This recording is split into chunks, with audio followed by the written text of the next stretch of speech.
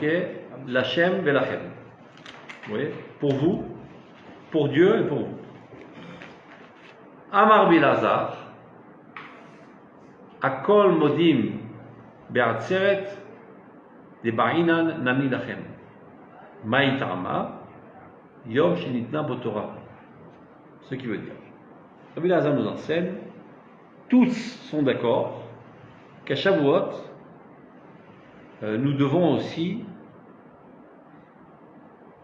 nous adonner à nos propres besoins, lachem, bien manger, bien dormir, bien s'habiller, etc., bien boire. Parce que il y a une marloquette, est-ce que les fêtes doivent être totalement pour Dieu ou partiellement pour Dieu et partiellement pour l'homme? Certains donner totalement à l'étude de la Torah et la prière toute la journée, ou bien partager un petit peu de kiff. Tu manges bien, tu dors bien, tu te reposes bien, tu bois bien, et aussi tu étudies la Torah. Controverse entre les familles. Il y en a qui disent Kulu Lachem. D'autres disent non. Chetzel Lachem, Chetzel Lachem. Moitié-moitié. Par contre, concernant Shavuot, toutes les opinions sont unanimes qu'il faut Chetzel Lachem, mais Chetzel Lachem. Il faut aussi s'adonner au plaisir corporel. Ce qui paraît assez surprenant. On s'est attendu à ce que, d'Afka le jour du don de la Torah, on s'adonne totalement à la spiritualité. Et là, on voit de manière surprenante que d'Afka à Shavuot, toutes les opinions sont unanimes qu'il faut donner aussi une expression à nos besoins corporels. D'accord ? Surprenant ? En fait, à Shavuot, on a un peu fait descendre du divin sur terre. Donc on a un peu quand même fait un lien entre le spirituel. Pourquoi plus Shavuot que Pessah aussi, quoi ? Parce que là, la Torah et la Torah, elle est spirituelle, elle est céleste. Justement, elle est descendue sur terre. C'est dans ce sens, tu vas voir. Alors, on continue. Amoussar ha'elyon shel ha'yachid, zeu moussaro shel ha'klal kulo. La morale suprême de l'individu est aussi la morale du collectif. Imakol modim ba'atzeret de ba'inan nami lachem. Si toutes les opinions sont unanimes, qu'à Shavuot, on a aussi besoin du lachem. Lachem, c'est-à-dire pour vous, pour votre intérêt, votre plaisir. Mi pene sheyom shinina botorah. Et l'argumentation est parce que c'est le jour dans lequel a été donnée la Torah. Shomi manoumisé, on entend de là. Mahena argashot akdoshot alidei hayom hakadosh yom shinina botorah. Sichot enitrashem benafshotenu biyachas laklal kulo. Quels doivent être les sentiments saints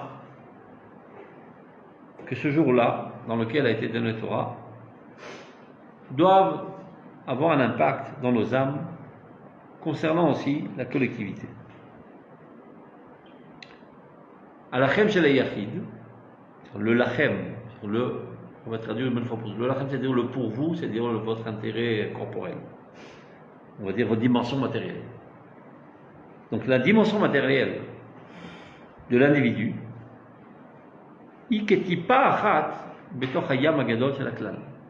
ne réalise qu'une toute petite goutte dans la mer grandiose, dans l'océan de la collectivité.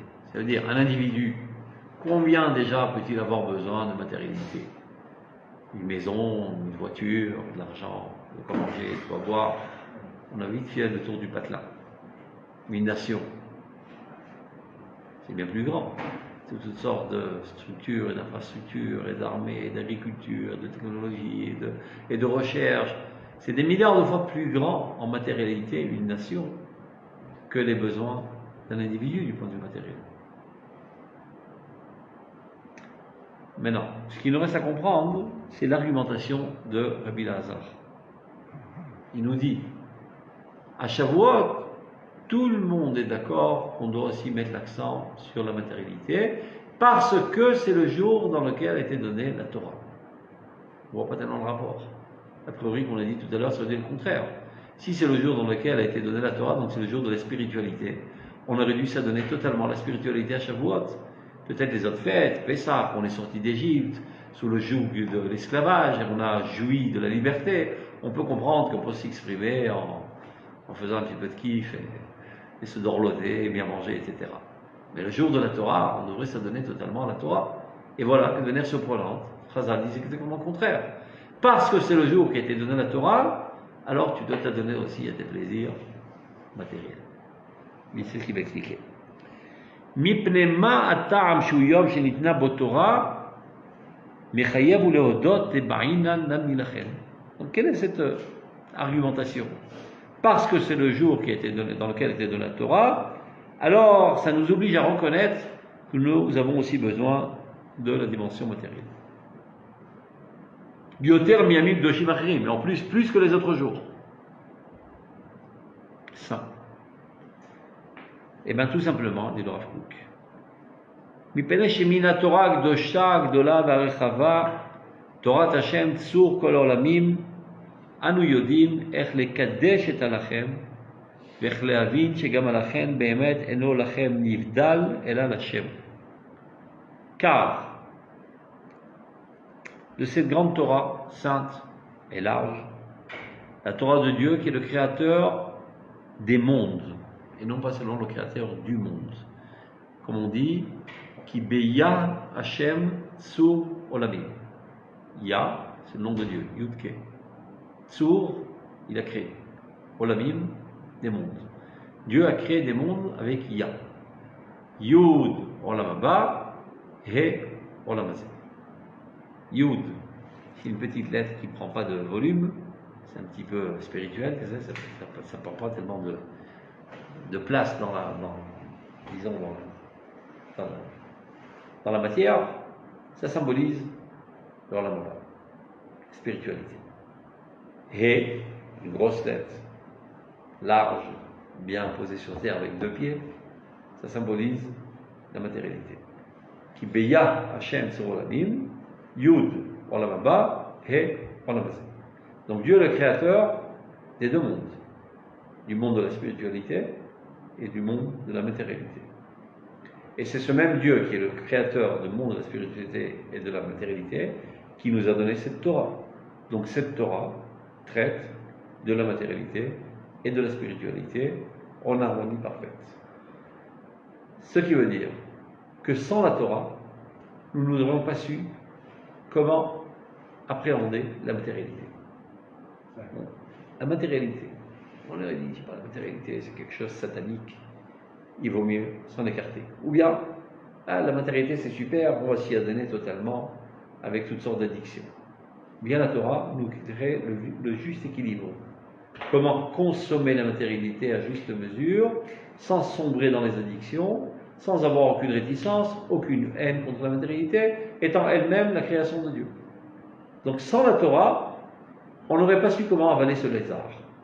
Et pour cause, regardez toutes les religions haïssent la matérialité. Ils pensent que le divin se trouve que dans le céleste. Il n'y a rien à chercher dans ce monde. Le monde est le monde du Satan. Le corps est le Satan, la société est le Satan, la politique est le Satan, et la femme, on n'en parlera pas, c'est la quintessence même du Satan. D'ailleurs, un véritable être humain ne se marie pas. Il y a des faiblards qui sont faits des animaux à apparence humaine, qui peuvent pas contrecarrer leur pulsion sexuelle. Donc, ce sont des êtres de deuxième choix. On leur permet de se marier. C'est le fondement du christianisme. Pas que les prêtres n'ont pas d'activité sexuelle. C'est ce qu'ils prétendent devant les écrans, mais ce sont les plus pourris du scalos, tel que le rapport a été fait il y a quelques mois sur toutes les pédophilies à des centaines, des 400 milliers de cas dans l'espace de 70 ans. Mis à part les viols, le truc, et l'homosexualisme, et les lesbiennes, et tout ce que tu veux, c'est-à-dire toute la puanteur de la saleté sexuelle se trouve dans tous les instituts de la prêtrise. Mais je parle de la théorie. La théorie, les hommes de marque, les hommes de grande valeur s'écartent de la quintessence du Satan, qui est la femme. Bien la Torah nous enseigne qu'on n'a rien contre la matérialité et la création de Dieu.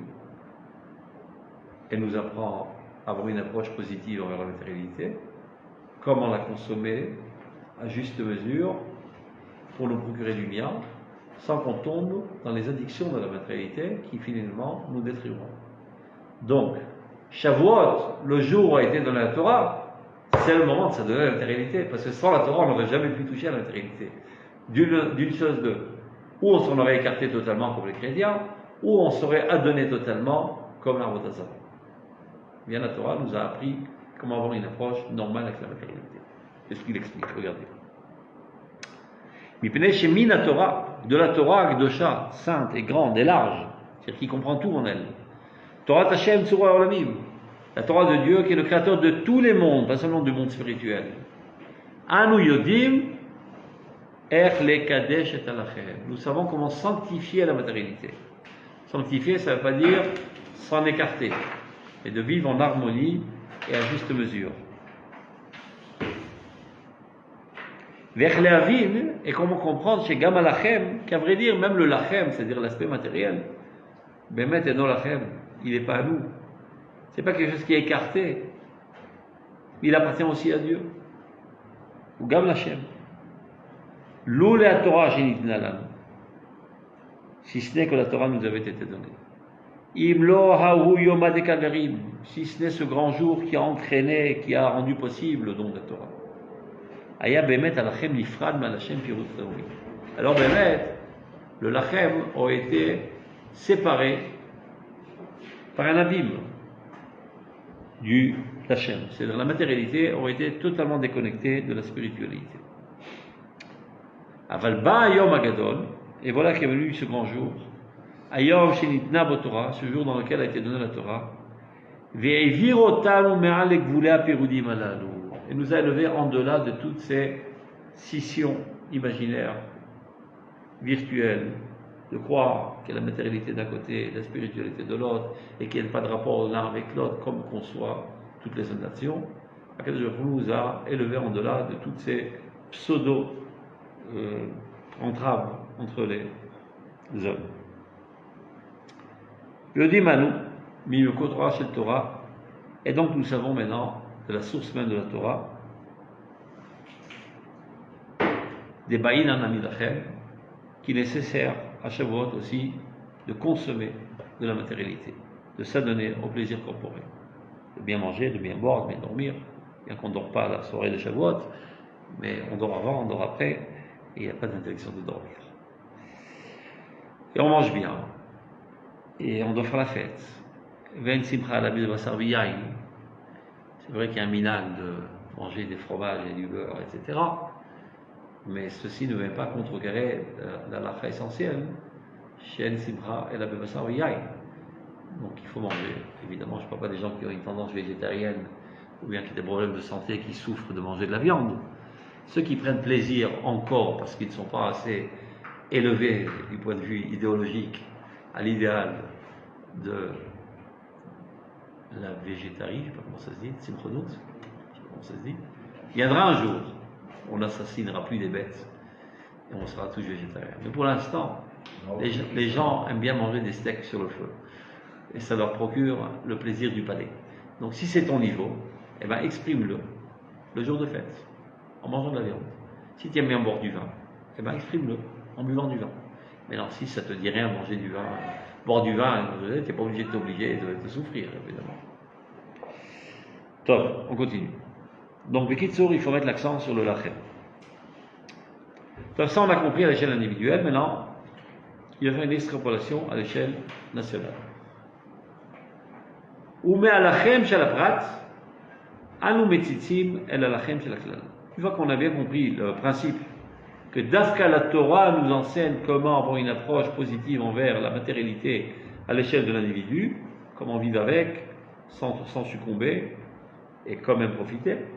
Maintenant, on va voir comment vivre avec au niveau de la matérialité de la nation. Lachem, c'est le klal Israël, la matérialité de toute la nation. Ben nous malim auto, et lui aussi il faut l'élever. De la même manière que la matérialité de l'individu, tu ne peux pas la prendre telle que, sans l'élever à la lumière de la Torah, sans quoi tu succombes et tu tombes toi-même. Et bien de même, la matérialité de la nation. Si tu mets tout le paquet que sur le développement économique, militaire, sécuritaire de la nation, sans gérance de la spiritualité, tu peux arriver aussi à une monstruosité nationale. Nous moto, mais moto, on le sanctifie. Et comment qu'on le fait? Mais moto, on l'unit, imakdusha shel Hashem, avec la sainteté de l'Hashem. Ben mechitzot, avec aucune scission entre les deux. Mavdilot, rak biyichud hashlim, bishem kol Israël. Mamash yichud hashlim, une union parfaite. Il faut être capable de construire une harmonie parfaite entre la matérialité et la spiritualité du peuple d'Israël. Seulement alors, on pourra être effectif dans notre influence sur l'humanité. Mitor abata beshvoferet kodeshdot, c'est-à-dire en voyant l'existence par le trou de cette lorgnette, anitel et lanu bayom shenitna batorah, qui nous a été donné le jour où la Torah nous a été donnée, c'est-à-dire de voir comment il n'y a pas d'antagonisme entre la matérialité et la spiritualité. Alors, au fait karachav, de la même manière, nous devons observer l'horizon le plus large de Klal Haouma, de toute la nation, Béret Israël ou Bagola, aussi bien en Israël qu'en exil. Inunu bayim, les tzfiat melchakim, il faut être capable de scruter l'horizon dans les zones les plus lointaines. Les kadesh talachem aklali, ça veut dire sanctifier toutes les démarches matérielles. Ce n'est pas évident, parce que malheureusement, la quasi-totalité des religieux ressentent une certaine réticence envers la matérialité. Parce qu'ils ont grandi en Europe, sous l'influence du christianisme, où le divin se trouve que dans le ciel et pas dans la matière. Et donc très souvent, ils ont tendance à ruminer et répéter les mêmes sottises que le christianisme, bien qu'ils maquillent et ils ornent ça avec des pseudo-sources de la Torah et de la Gemara, etc. Ces fondements idéologiques, ou puants plus exactement, viennent directement de l'Église. Mais n'ayant pas étudié les fondements de la Mouna d'Israël et ne s'étant adonné qu'à la technicité de la Torah, et donc il y a un vide qui s'est créé dans leur tête, et ce vide a attiré des conceptions environnantes chrétiennes. Ce qui fait que la quasi-totalité des religieux, y compris la quasi-totalité des rabbins, ont été influencés du christianisme. C'est ce qu'on dit à Hanouka, Nitmeu kol hashmanim. Toutes les huiles ont été impurifiées. C'est quoi les huiles? L'huile, c'est le symbole de la Chokhmah. Même la Chokhmah d'Israël a été impurifiée sous l'influence de Yavan et ses continuateurs, qui est l'Europe, la chrétienté. Mis à part,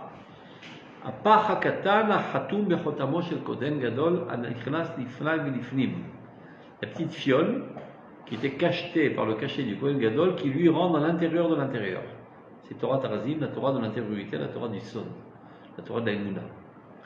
Donc ceux qui ont étudié la Torah de la Emouna ont gardé toute l'originalité du judaïsme dans toute sa pureté. Ceux qui ne l'ont pas étudié, et c'est la grosse masse, eh ben, leurs huiles ont été impurifiées.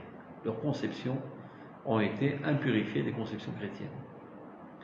Et donc, on vit avec des juifs qui ont un dédoublement de personnalité. D'un côté, se comportent selon l'halakha, main dans la main avec la matérialité.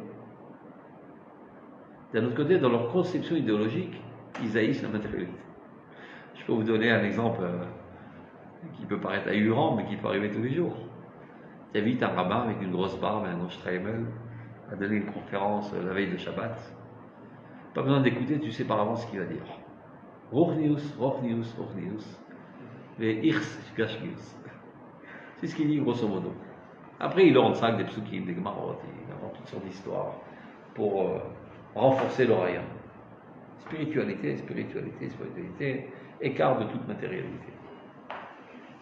Ça, c'était sa conférence le vendredi à 4h45. 4h50, Shabbat 30, il allume les nérodes avec sa femme, il va à la synagogue, 18h30, il s'attable. Et là, un gueuleton interminable sur la table. Et des poulets, et de la viande, et des poissons, et des tartes, et des gâteaux, et des fruits.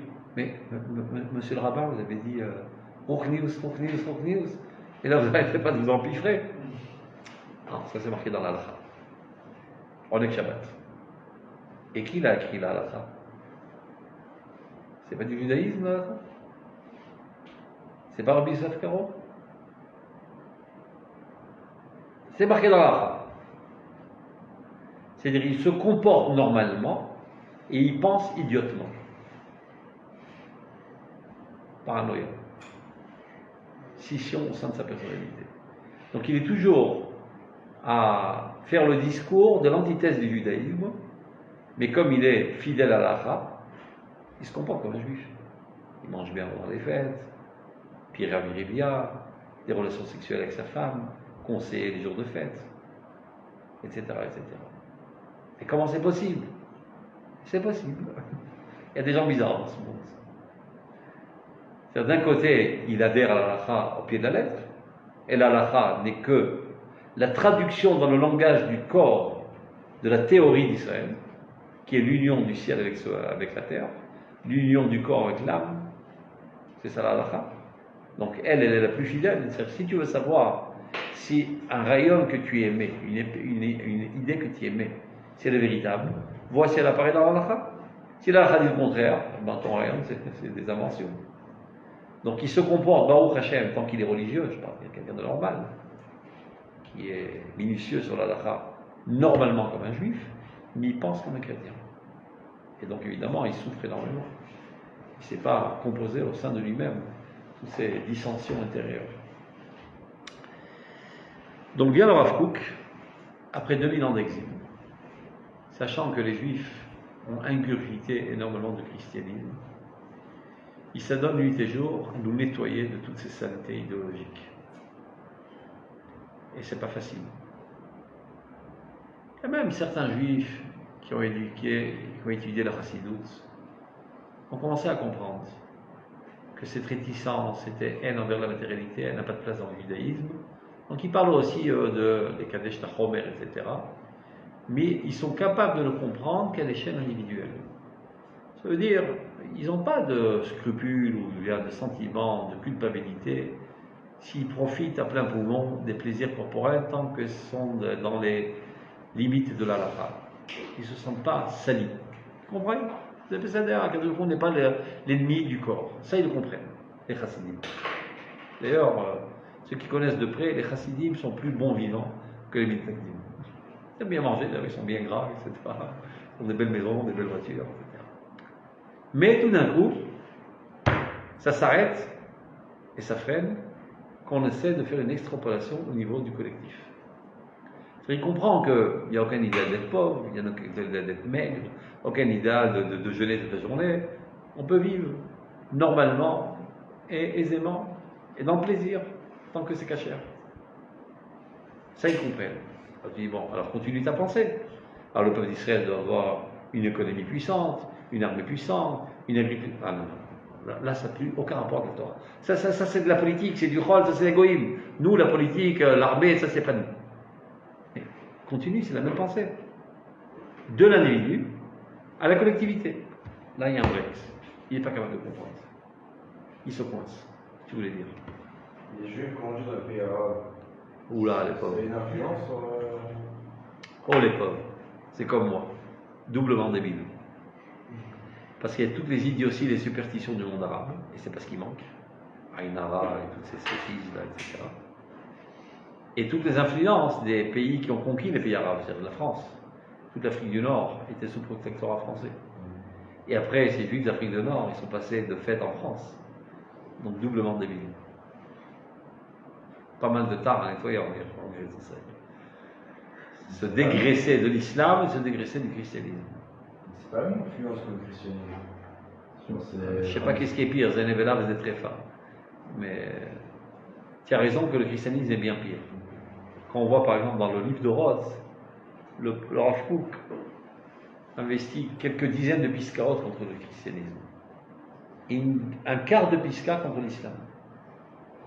Pour te dire que c'est un poison un peu moins grave. Mais ce n'est pas un moindre poison. C'est pas un moindre poison.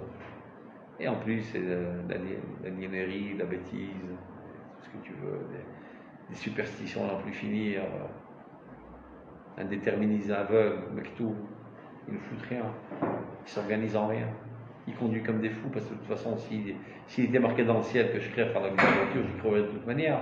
Donc ils doublent à gauche, ils doublent à droite, ils doublent par en dessous, ils doublent par en bas. C'est des fous du volant. Des fous dans tout d'ailleurs. Tu demandes à ton conducteur, tu organises un tioul. À quelle heure tu penses qu'on va arriver? Ah la bobole là. Quand on y sera, je serai. Il ne programme même pas, il pense que programmer, c'est un manque d'émouna. Il faut compter sur Dieu.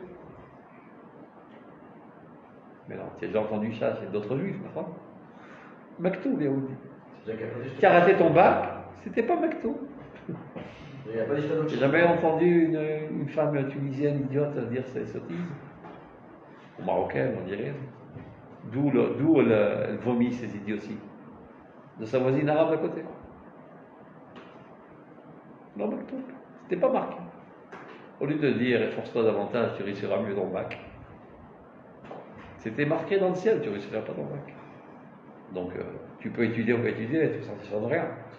Ce qui est marqué, c'est qu'il sera déterminisme, qui est le contraire même du judaïsme qui parle du libre arbitre. C'est clair? Non, plutôt. Il n'y a rien chez les Arabes. Donc que tu saches, il n'y a aucune compréhension. Même. Je te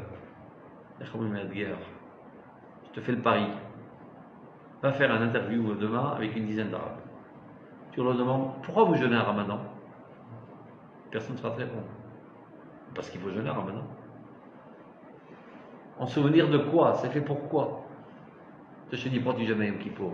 Le Kaper, à la Vonot, c'est le Zé, le Shabbat à la Zinaï, mais le Kaper à la Vonotai. Tout a une explication. Chez eux, il n'y a que des dogmes, il n'y a aucune explication. Pourquoi ça tient? Hein? Pourquoi ça tient? Ça tire? Ça tient les gens. Ah, ça tire les gens? Non, ça tient, ça tient. Après, ça tient la route? Comme ça. Les Arabes, comme les chrétiens, c'était des barbares. Et c'est toujours des barbares. Est venu Mohammed, qui était un peu moins idiot que les autres. Le Rambam l'appelle la Meshuga.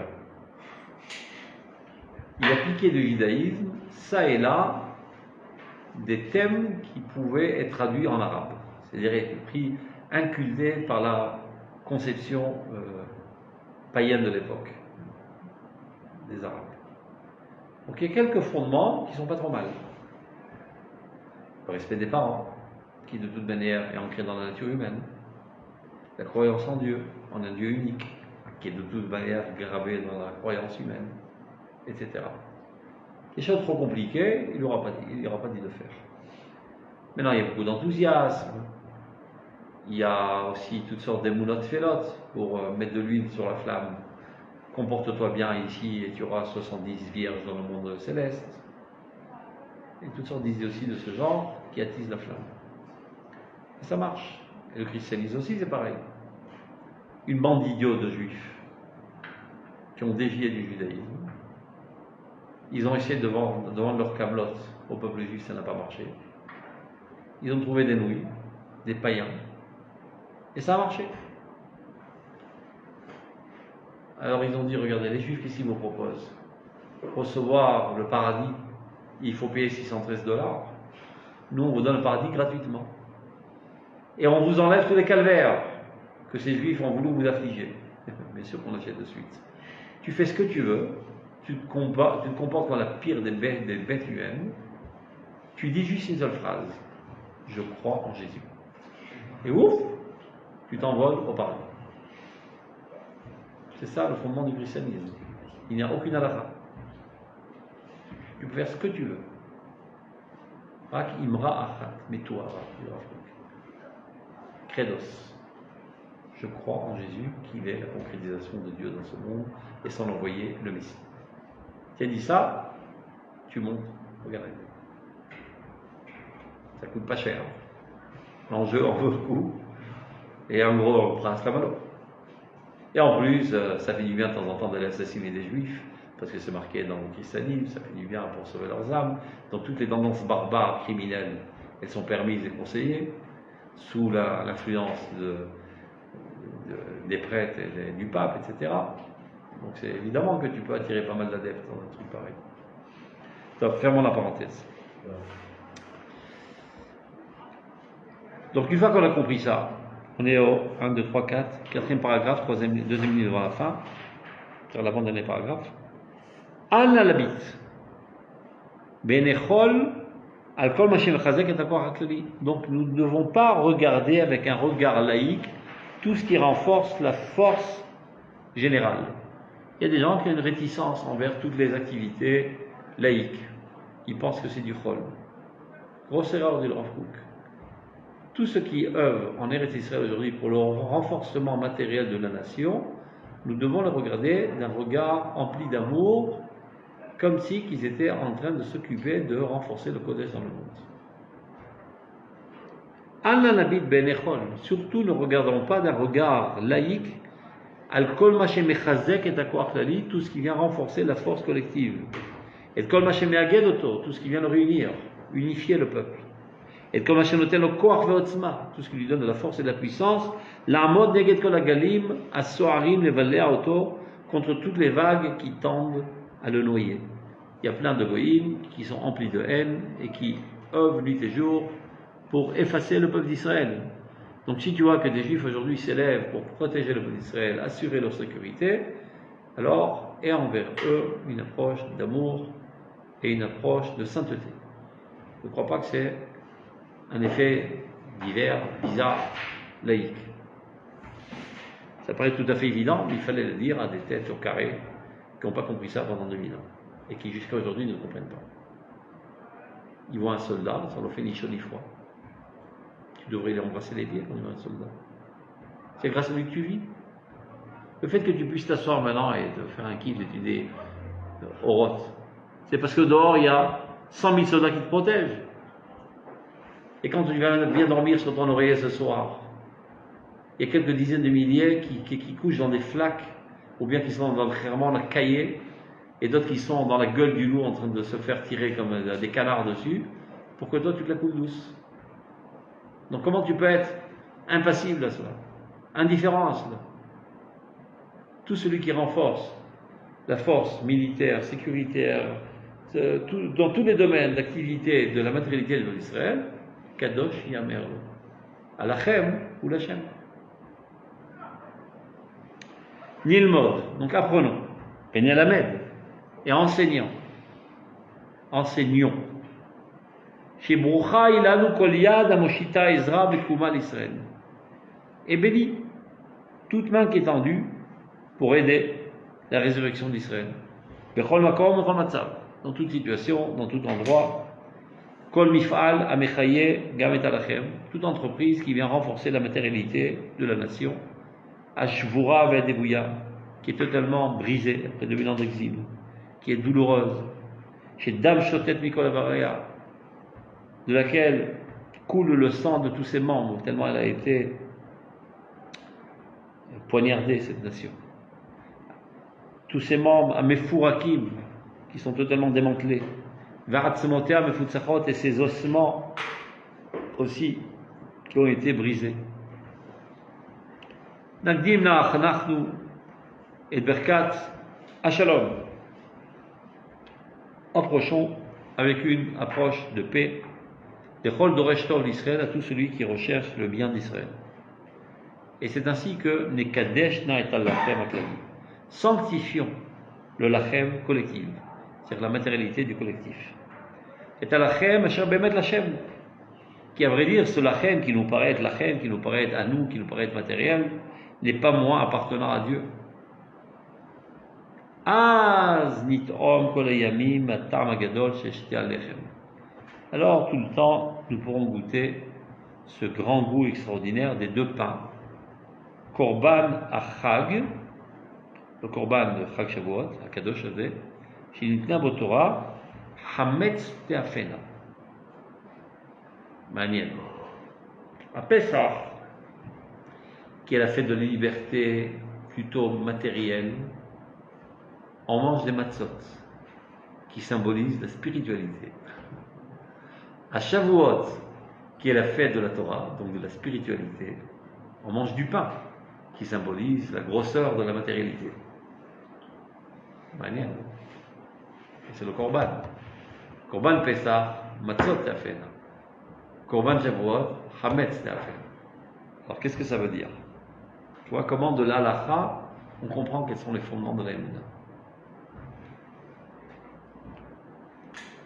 Hametz Le'afel, Ve'em Birkat Hashem. L'Hashem, la Kohen. On dit tu donnes ça à Hashem, tu donnes ça au Kohen.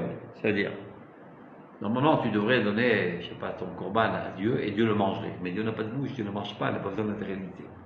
Alors Dieu dit, tu sais quoi? Mon représentant sur terre va manger à ma place. Quand tu vas apporter un super steak au Kohen qui va le manger et il va se rassasier, c'est comme si que c'est moi qui l'avais mangé. Donc quand tu donnes ton korban, il y a tes corbanotes qui sont là, mais tes corbanotes qu'on donne au Kohanim qui mangent. Et comment ça marche? J'ai pas compris. J'empiffe un bonhomme et ça me pardonne mes fautes. Quel rapport avec Dieu, quel rapport avec la spiritualité? Dieu dit, c'est mon représentant. Tu l'engraisses bien, ce Kohen. N'oublie pas que ce Kohen, Yoru Bishatecha Le'akol Torah l'Israël, son rôle essentiel et constant est d'enseigner la Torah pour Israël. Mais s'il ne mange pas, il n'aura pas d'énergie pour enseigner la Torah. Donc lorsque tu le fais manger, tu contribues à la propagation de la Torah dans ce monde. Donc tu contribues au dévoilement de Dieu dans ce monde. En apportant un steak, en apportant du pain, en apportant ce que ce soit à ce Kohen. Donc l'Hachem, la Kohen. Tu veux donner à Dieu, donne au Kohen, qui lui divulgue la parole de Dieu dans ce monde et dans le peuple d'Israël. Kenan Hachem, Venetana la Kohen. Dieu les a achetés, ces corbanotes, il se les a appropriés, il leur revient de droit, et il les donne de son propre gré au Kohen. Donc ça, c'est au niveau du Kohen. Maintenant, regardez comment il fait une extrapolation au niveau de l'univers. Kenaan connaît Shamaim Va'aretz. Dieu a acheté toute la matérialité de tout le monde, de tout l'univers. Tout lui appartient, la Shem Haaretz Umlora. Venatanan, et à qui il les a donnés pour qu'il les consomme? Les Mamlechet Kohanim V'Goy Kadosh. Ce qui se passe au niveau du macro au sein de la nation, au micro au sein de la nation, se passe au niveau du macro au sein de l'univers. Dans le peuple d'Israël, on a toutes sortes de personnes qui s'adonnent essentiellement à la matérialité et à le Kohen qui s'adonnent essentiellement à la spiritualité. Mais pour qu'ils puissent bien le faire, il faut que les autres contribuent, nourrissent le Shevet HaLevi. Et c'est comme ça qu'ils contribuent à la propagation du bien, du tzedek, de la roukniut dans le monde. Dans le monde, toutes les nations du monde sont umot haolam. Leur rôle essentiel, c'est de développer les aspects matériels du monde. Et le peuple d'Israël, c'est le peuple saint qui est censé divulguer la spiritualité, la bonté, la spiritualité, la droiture, la justice dans le monde. Donc c'est le Kohen des nations. De la même manière que lorsque tu veux apporter une offrande à Dieu, matérielle, Dieu lui-même ne peut pas la consommer, l'offrande matérielle. Donc il dit, je me l'approprie et je la donne au Kohen et lui la consommera. Et c'est comme ça qu'il divulguera la divinité dans le monde. De même, toute la matérialité du monde appartient à Dieu, il l'a reçue, et il la donne au peuple d'Israël qui est le Kohen. Donc lorsque le peuple d'Israël consomme de la matérialité, en fait c'est l'Hachem, ça a été donné à l'Hachem, et de fait ça fait avancer la spiritualité dans le monde. Donc c'est pas un antagonisme, la matérialité consommée par la nation d'Israël. Ce sont une énergie qui permet à l'Israël d'être effective et d'avoir son rôle essentiel, d'influencer l'humanité entière à se lever du point de vue moral. C'est ça le parallélisme. Et la différence entre la Géoula et la Géoula, c'est quoi? C'est qu'on n'avait pas cet aspect. On ne comprenait pas. Dans la Galoute, on avait totalement oublié notre vocation universelle de lever l'humanité. La matérialité, elle vient des Goïms. Elle vient des Goïms, elle reste chez nous et on n'en fait presque rien avec parce qu'on n'a pas une influence concrète sur l'humanité. Comme Géoula, la matérialité. La matérialité elle vient des Goïms, pas seulement, mais même du peuple d'Israël, elle existe. Et elle est consommée par le peuple d'Israël pour qu'il puisse agir et commencer à élever l'humanité. On continue. Mais tant qu'il n'y a pas le Betamikdash, on ne peut pas élever l'humanité. Le Betamikdash, c'est le paroxysme. C'est comme si tu dis, tant que j'ai pas 20 ans, ça n'avait pas le coup d'être joyeux quand je suis né. Quand tu es né, tes parents étaient très contents, même que quand tu faisais dans la culotte. D'accord ? Parce qu'ils savaient qu'un beau jour, tu aurais 20 ans. Donc, dès que tu commences le processus de grandissement, on est content. On est revenu en Eretz Israël, Baruch Hashem, on a notre état, Baruch Hashem, on extermine nos ennemis, Baruch Hashem, la Torah revient en Eretz Israël, Baruch Hashem, et tous les jours, tu dois dire Baruch Hashem 100 000 fois par seconde. Et Bezrat Hashem, on arrivera aussi au Betamikdash. C'est pas ou tout ou rien dans ce monde. Il y a des étapes intermédiaires. Mais le rôle, notre rôle, on pourra le jouer uniquement quand on aura le Non, on le joue déjà. Oui, mais pour nous-mêmes, pour ce qu'on fait. Non, mais on le joue déjà. Déjà, toutes les caméras du monde sont braquées sur l'État d'Israël. Oui, mais pas On n'est pas au paroxysme de notre influence, on est déjà commencé à On influencer. n'influence que matériellement aujourd'hui. Non, même spirituellement. Les nations du monde voient les guerres d'Israël. Ils observent. Ils voient la moralité extraordinaire des guerres d'Israël. Bien qu'ils sont tout le temps en train de râler et de mentir, etc. Mais au fin fond ils savent très bien, ils ne sont pas aveugles. Donc on a une influence non seulement sur les spectateurs dans les marches de l'histoire qui nous observent, même de nos ennemis eux-mêmes. Parce que lorsqu'un arabe tombe entre notre main, il voit comment on le manie avec délicatesse. Il se dit, si j'étais à leur place, j'aurais fait du salami. Quel pigeon ces juifs. Ça c'est ce qu'il dit. Et ce qu'il ressent, quelle grandeur ces juifs. Et s'il se trouvait à 100 milliards de kilomètres en dessous de la Terre, dans sa crapulerie, il est monté à moins 50 000 kilomètres. Donc on a déjà une influence. N'en parlons pas du neveu, de la société, de l'État d'Israël, etc. Continue. Évidemment, on n'est pas encore à notre paroxysme. On continue. Donc, Kenan connaît Shamaim Baret, concernant toute la matérialité de l'univers, le maître du monde se l'est approprié. Il a donné à son Kohen, qui est le peuple d'Israël. L'atim aliadam kol yitzuret tevel et atam anifla, pour faire goûter par eux à tous les individus du monde le goût extraordinaire de Dieu. Ta'amo shel hagan, goût du paradis, le goût de la spiritualité, de l'idéal, de la bonté. Asher nata Hashem ba'Eden, que Dieu avait ensemencé dans le Éden, mikedem, bien avant, va'asher netana ala adam la'ovda ou l'shamra, et qu'il a donné à l'homme pour la travailler et pour la préserver. Dieu a donné toutes sortes de potentialités, et c'est par nos efforts que nous les développons. Valaider Ashpach de Shazot, par cette grande influence et sainte, Anovat Mimekor Maim Chaim, qui provient de la source de la vie vive, la source vive, Mibera Shel Torah, du puits de la Torah, Neda Anachnu, nous serons, Vilidu Kolamushpaim Aliadenu, et tous ceux qui sont influencés par nous, qui Hashem Haaretz, que la Artsiout, la matérialité, le monde, appartient à Dieu. Il n'appartient pas au Satan, comme le prétendent nos amis chrétiens. D'ailleurs, ils n'appellent même pas ça le Satan, ils appellent Satan. Ils appellent ça Satan. Pas le Satan, mais Satan. C'est pas par hasard. Quand tu dis le Satan, c'est une fonction. Quand tu dis le danseur, le nageur. Quand tu dis Satan, c'est comme si tu dis Jean, Pierre, Claude. C'est un nom, c'est un prénom. Parce qu'ils pensent vraiment qu'il y a une entité autonome, indépendante, qui s'appelle Satan, qui est en concurrence avec Dieu, qui gère le monde. Dieu au Satan.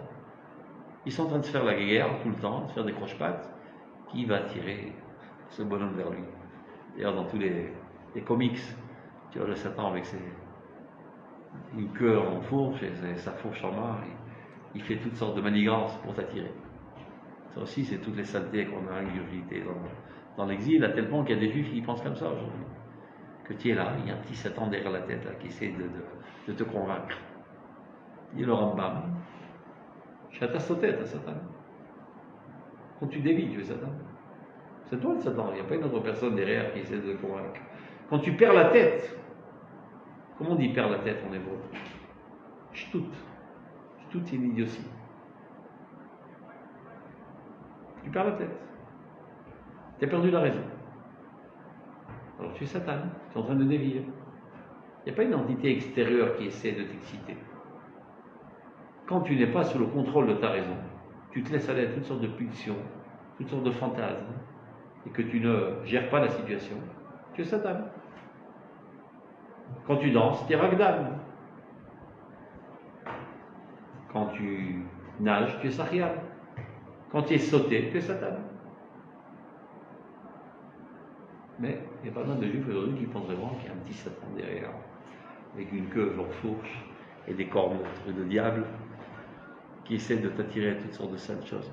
Ah, c'est le Satan qui m'a gagné. J'ai pas réussi à succomber aux tentations du Satan. De Satan. C'est bien l'église, tous ces idioties. Donc, dit Razal. Imiv Goshra Menouvalze. Ça a été dit de manière métaphorique, exactement. Si ce salopard te rencontre, Moshreo le Betamidrash. Tire-le au Betamidrash. Qu'est-ce que ça veut dire? C'est pas que tu es en pleine rue à Roviafo, et tout d'un coup, tu as une envie folle de faire la vera, tu piques un sprint et tu cours au Betamidrash. Reviens à l'institut de la raison pure. Retrouve ta raison. Et tu vas voir que tout va s'évaporer. C'est des fantasmes. Tu rêves, oh elle est belle, si je pouvais être avec elle. Et elle est mariée, tu es marié, tu vas tomber une galère. Reprends tes idées, laisse tomber ces idées fausses et remets-toi sur les rails. Ouf. Et c'est comme ça que tu as fait fondre le Satan. Là qu'on a mouché le Betamidrash. Tu perds la raison. Alors tu commences à imaginer toutes sortes d'idiotes qui ne mènent à rien. Après tu t'embarques dans des galères à n'en plus finir, est-ce que tu tombes finalement à ta mort dans ta tombe. Top, on continue. Donc on saura, nous devons savoir et enseigner, que toute la terre appartient à Dieu et tout ce qui s'y trouve. Même le lachem, c'est-à-dire la matérialité, appartient à Dieu, pas moi. Je ne crois pas qu'il appartient à l'autorité palestinienne du Satan. Il y a des gens qui pensent comme ça, il y a deux entités rivales, l'État d'Israël et l'autonomie palestinienne. Donc d'un côté il y a Dieu, le magasin d'en face c'est Satan. Et Chachar tire les clients chez lui. Quel? On ne dit pas Satan, on dit Yetzara. On dit Yetzer. Yetzer, c'est le son Yotzer, le créateur. C'est-à-dire du créateur, béni soit-il, il y a en toi toutes sortes de forces créatrices. Mais là, si elle crée du bien, c'est Yetzerator, si elle crée du mal, c'est ça. Mais il n'y a pas de deux forces. Quand elles ne sont pas guidées à la lumière de la raison pure, elles amènent à des folies. Donc tu as créé des choses négatives, destructives. Clair?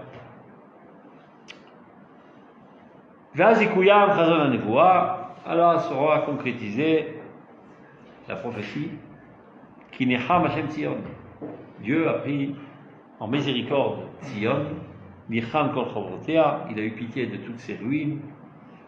Vayasamid Barak et Eden, il transformera son désert en paradis.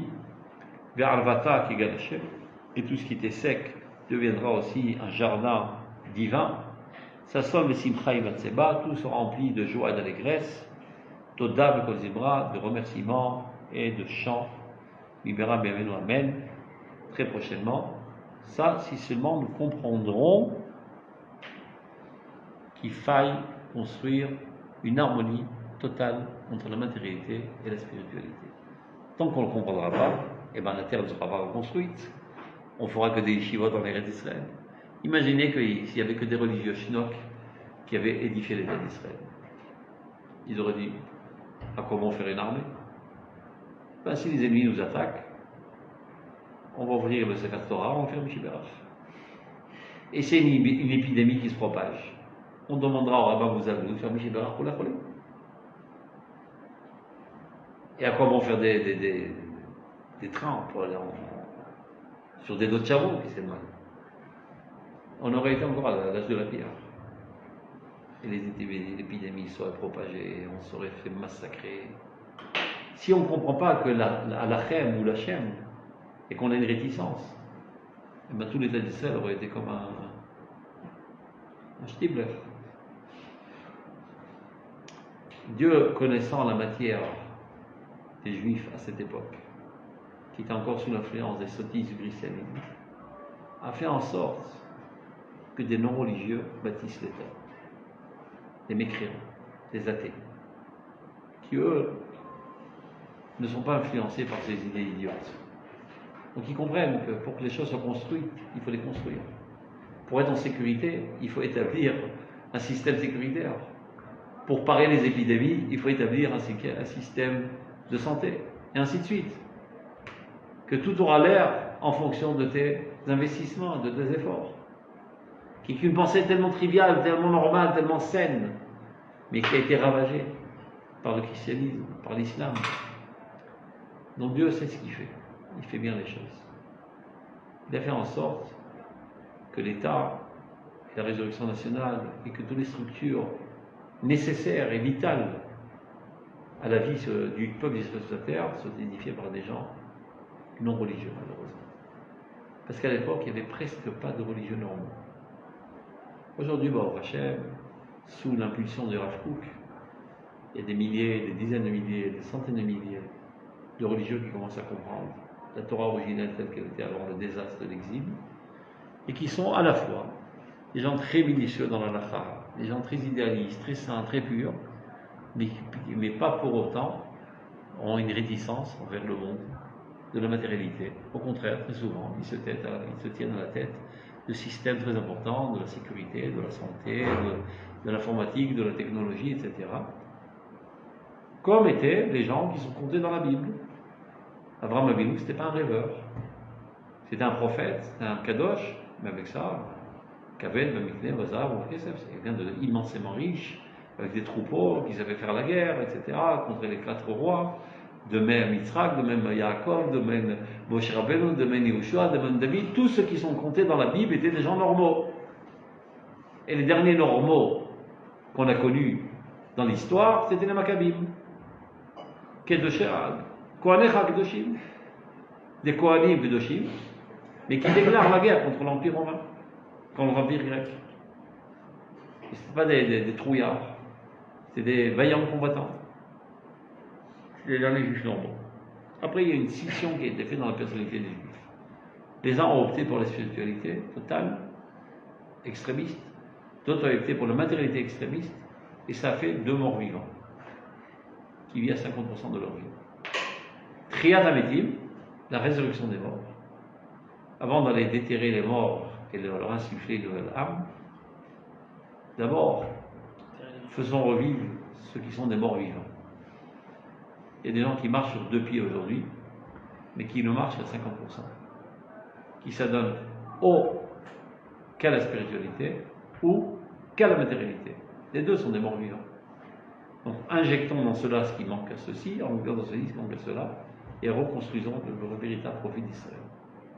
Alors on verra l'Arvatak et Gan Eden, etc., tout poussera, tout se développera, et la Torah repoussera, et Eretz Israël repoussera, etc., à la lumière de cette conception véridique qui est le fondement essentiel de la Torah. Chag Sameach.